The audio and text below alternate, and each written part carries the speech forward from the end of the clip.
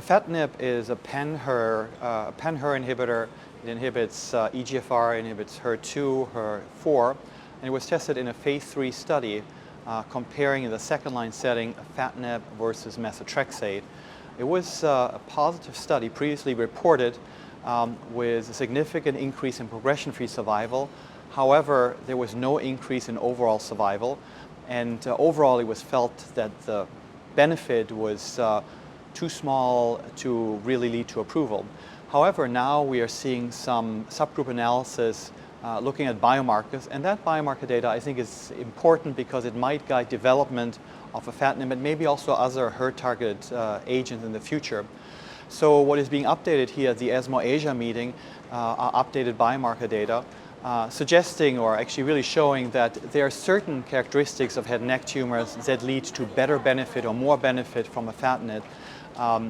Those factors are P16 negative status, so suggesting that the HPV negative tumors potentially have more benefit.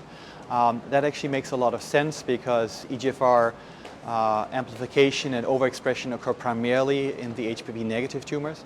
So I think that's not surprising, and it certainly also confirms that there's more activity of EGFR agents in HPV negative tumors, which is consistent with other reports.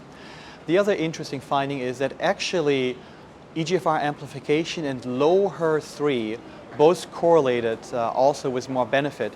At first that might be a bit surprising, but it actually makes a lot of sense. If you look at large genomic data sets, amplification is anti-correlated with low HER3 levels. And it certainly makes sense that if amplification is present, that there should be more activity. And again, the LUX-H&N1 head and neck study showed that that actually seems to be a biomarker. So again, I think that's helpful and certainly intuitively makes sense.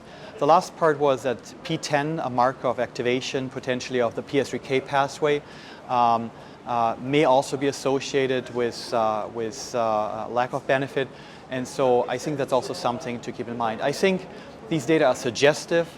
We have to have a validation in a future study, but I do believe this can guide development of EGFR agents in a more effective way in the future, and I think these are important data, really the first biomarker data for EGFR inhibitor use in head and neck cancer.